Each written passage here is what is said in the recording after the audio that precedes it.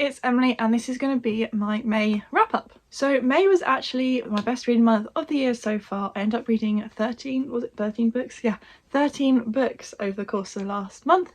Definitely a big mixture, and I dabbled into more like ebooks and audiobooks this time, because normally I just kind of focus on my physical TBR, but I went a bit outside of those boundaries this month. So I read 8 books physically, 2 in ebook form and 3 purely audiobooks. I read 3 young adult books and the rest of them, so the other 10 were adult books. My average rating ended up being 3.73 and the total number of pages I read was 4,629, which isn't too bad. It's my best month by a long way.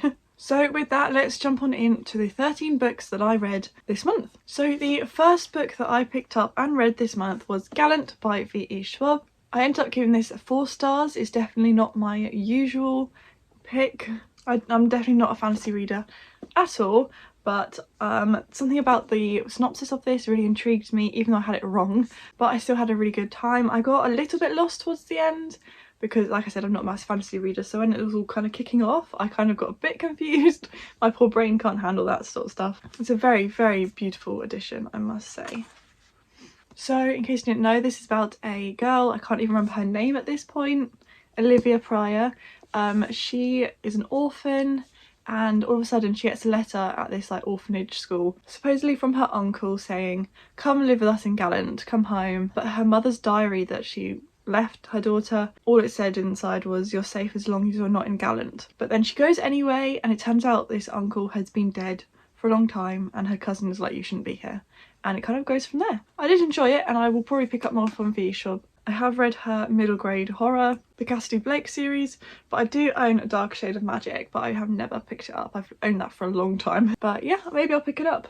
And I just think this is such a beautiful book, but I'm too scared to take off the sticker, because it's like the feeling of the cover just feels like it's going to leave a mark. So that's the first book I read. So if you want to know more about my thoughts about that book and the next couple of books, I did post a reading vlog about it. And so the next book I read was Surprise Me by Sophie Kinsella. I also gave this 4 stars. I enjoyed it. It was good.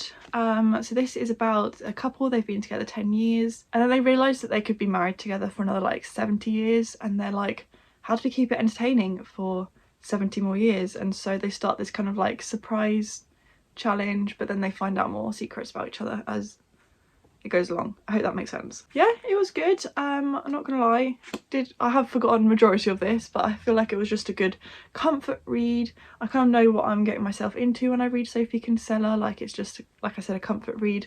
I just enjoy these sort of books. But yeah, this one was actually gifted to me by Caris for getting 500 subscribers. But yeah, that's pretty much it. It's just like, I just know that I'm going to sit down and enjoy this book. Like, it's just, they're comfort reads, as I keep saying. They're just summary reads where I just want to sit down and not have to use my brain too much and enjoy it. So yeah. Then next up, I read a short little novella called The Yellow Wallpaper. I gave this 3.5. This is about this woman who kind of has like postnatal depression, but it's set like late 1800s, and the kind of look at mental health, and especially in women, and like the patriarchy. It was very interesting, and she's kind of like shut away by her husband in this room, and she's getting a bit obsessed by this wallpaper in the room, but it's kind of making her just feel worse, and it's really not helping the situation, but no one else is really listening to her. It was very good and I do recommend. It was only, I think it's on Scribd, and I think the audiobook might be on there as well, but I just read it physically as an, or like as an ebook. And it was only about 30 pages long, so really didn't take long. I read it in the vlog and it was only about 20 minutes out in the garden just on my phone. So yeah, I really do recommend it. Wasn't anything mind-blowing, but it was an interesting take on like how women were treated with like mental health back then. So the next book that I read was The Decagon House Murders by Yukito Ayatsuji, and I gave this 4 stars. I was kind of toying with it being like 3.5.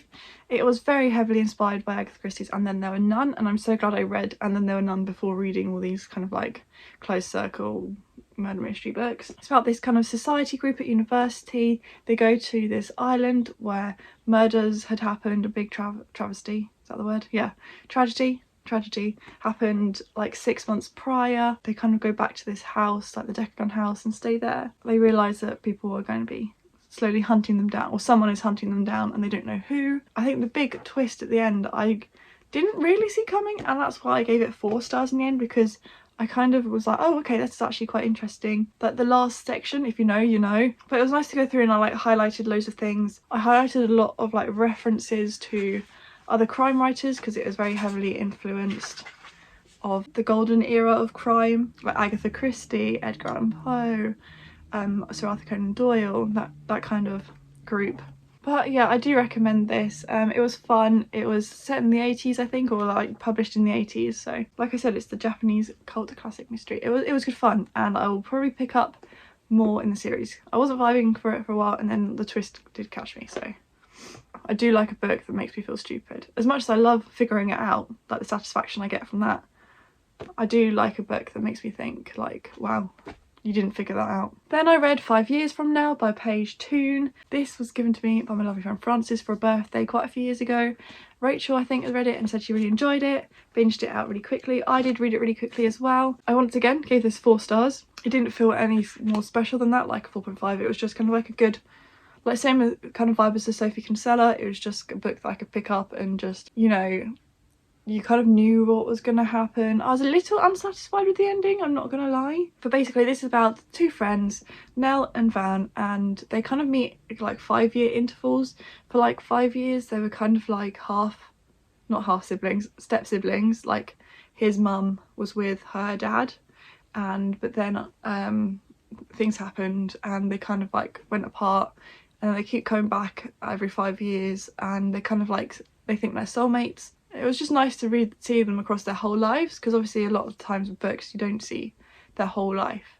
You kind of just get them in that kind of time period the book is set across. But it was nice to see from when they were like 5 years old all the way through to they were like 45, I want to say. But yeah, I really enjoyed, I think when they were 15, was that my favourite kind of like time period? I think that was what I'm thinking of. I do recommend this, but like I said, I was a bit underwhelmed by the ending.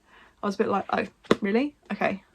But yeah, that's that one. Then I picked up Lightseekers. I ended up giving this 3.5. I think this is kind of a case of wrong time, wrong place kind of thing for my book, for reading it. I just kind of felt like I just want to read this again in the future. I want to come back to it. So I feel like I felt a slump coming, and I was forcing my way through this, and I didn't understand some of the mystery twists, like the reveals as he went along, and that kind of like made me enjoy it less. But I feel like this does have potential to be a book that I really do enjoy. So what happens in this book, it's kind of 3 students are brutally murdered like in the middle of town. They're just, and then they're set alight, and it's kind of like those people are getting involved in like murdering them. And so everyone knows who killed them, because it's all on like filmed on like videos and like social media, but nobody knows like why these 3 students were just like targeted in the middle of town. And it follows this kind of psychologist, Philip Taiwo, and he kind of investigates. He's asked by one of the parents of the students to investigate and see like what actually happened, and there's kind of like cult stuff. Yeah, it was interesting. So I definitely do want to go back to this in the future, but I think it was just a case of reading it at the wrong time and forcing myself to read it when I wasn't really feeling it for the sake of my like TBR game. So I definitely do want to come back to this in the future, but so I'm going to hang on to it. I'm not going to unhaul it like I normally do with my like thrillery books, because I can't actually remember the twists anymore. Like I can't remember already what happened, because I was just forcing my way through it. I still gave it 3.5 because when I was actually like understanding it, it was really good. So I just want to pick it up again and try again. Then I picked up my favourite book of the month, and that was Unfinished Portrait by Agatha Christie, the only book that got 5 stars for me this month. Oh, I just had such a fun time reading this, and I felt like I could relate so much to the main character Celia, and it was just like, I don't normally cry at books, but I did like shed a single tear at the end of this, and it was just so like autobiographical. I can't say the word, autobiographical of Agatha Christie. There's so much of her life that's kind of influenced in this book, and I highlighted throughout, I'm not going to be able to find an example, I highlighted throughout parts of the book where it was kind of like clearly like influenced by her life, where there are things that were like, I know about Agatha Christie's life that I could see reflected in that book. But I absolutely adored it, and I'm so glad I read this. I've been wanting to read it for a while, and nice and floppy too. So this follows Celia, oh my voice went then. This follows Celia, and she's kind of on this like remote tropical island. Is it tropical? some sort of like holiday island, exotic island is what the blurb says. She's on holiday and basically she's kind of like lost her 3 people most dear to her, and so she's kind of just like not enjoying life. She's quite depressed and she meets this bloke called Larrabee, and so she tells him her story, and it's kind of just, it's just heartbreaking, and it's full of like loss and betrayal, and yeah, you can really see a lot of Agatha Christie's like life in this book, and I felt like I could relate to Celia quite a lot throughout it from my own personal experiences. So yeah, I definitely recommend this, and it's my first Mary Westmacott novel. She wrote 6 under Mary Westmacott, and I definitely want to read more after reading this one. Next up, I read A Court of Wings and Ruin by Sarah J Maas. I gave this 3 stars, I want to say. Yeah, I gave this 3 stars. I didn't really vibe with it. Like I keep saying, fantasy's not my thing, but it was my book club book for this month. We've slowly been making our way through the series. If you want to know my full thoughts, I have just put up a vlog, which I will leave linked somewhere, but I'll talk about my thoughts more in depth in that video. I used the graphic audiobook. I really enjoyed that way of listening to it. It made it a whole lot more engaging for me. Like I said, I struggle with fantasy, so using the like graphic audiobook, it's a full cast. It's got like sound effects. You can hear them walking, you can hear like creatures, and it was really cool. And because the audiobook is broken up into 3 parts on script, it really helped me get through it and motivate myself to get through it. Didn't feel quite as long as reading like 20 something hours of an audiobook. It really did help by breaking it up into those like 3 chunks. I can't actually remember much about this already. It's just already gone from my head. I think we'll just leave that one at that one, and I might continue the rest of the books. It depends if my book club pick them, but we shall see. Then I read a book that I also read in that vlog, and that's You'll Be the Death of Me. I read this in one day. I gave this 4 stars. I really did enjoy it. I was kind of pitched to me, as I said like 5 million times in that reading vlog, Ferris Bueller's Day Off with murder. It's about these 3 kids, 3 friends that kind of bunk off high school. They're all 3 of them are late one day, and they just happen to be in the parking lot at the same time, and they're like, let's just bunk off like old days. And so they do. They spot another student out in like Boston, and they're like, what's he doing? He should be at school. Let's follow him. They find him murdered. So kind of goes from there, and there's lots of secrets. I did have a good time reading this. I'm so glad I read this in one day, because it's kind of all set across that day, apart from like the last like couple chapters where it's kind of like wrapping up like in the future. And I love the colour of the sprayed edges. So this is the 4th, I was gonna say 3rd, but 4th Karen M. McManus. I haven't read The Cousins or Nothing More to Tell. My voice is going, wow. But I have read One of Us Lying, One of Us Next, and Two Can Keep a Secret before this. And I think this is one of my favourites actually. I tried to read it and look at it as though I was like a teenager reading this, because it is a YA mystery. And I think with that kind of mindset, I kind of went in with like lower expectations. Now that I have read so many mystery and thrillers, I kind of went into it with the mindset that it's not going to be mind-blowing, and then I think that made me enjoy it more. Definitely, I'm looking forward to reading more of Karen M. McManus. But yeah, this is probably one of my favourite ones of her so far. Then for Chloe's Crime Scene Corner book, I read The Murder of Graham Catton, also known as My Husband's Murder by Katie Lowe. I gave this 3 stars. It felt kind of middle of the road. I wasn't really blown away. I think also because I listened to the audiobook for this one, it really didn't help that the narrator really wound me up the wrong way. I really didn't like the way that the narrator did like men's voices like 5 octaves lower than everyone else. Accents are really exaggerated, like really exaggerated. Exaggerated. So this is about this woman. It's kind of implied that she murdered her husband, and this is like, I want to say like 10 years maybe in the future. At the time of the murder, someone was convicted and put in prison. However, this podcast nowadays in like present day has come out and basically said he's innocent, he didn't do it, the wife did it, and kind of throwing all these allegations around, and it kind of follows her in her life as she finds out things and kind of has secrets. And I quite like the podcast element, and the audiobook had like a sample podcast at the end, like of the podcast that's featured in the book, which was quite cool.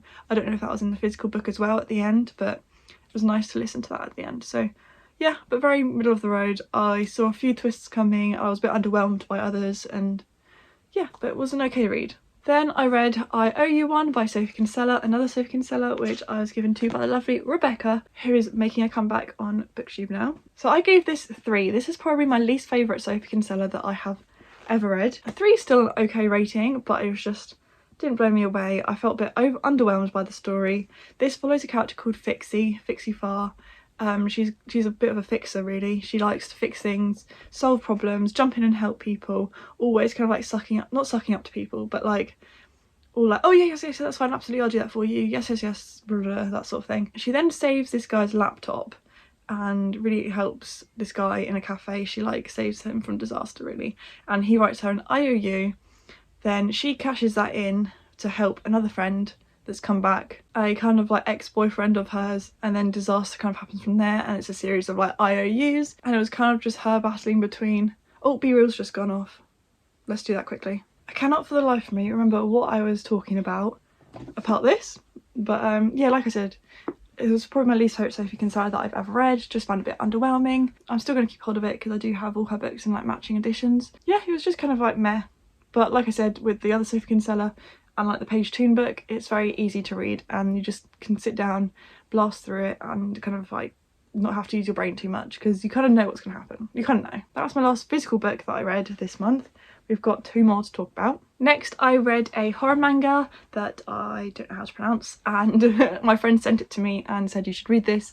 I did, and I really enjoyed it, and I gave it 4 stars, and I will definitely be picking up the rest of the series. I think there's 10 volumes out at the minute.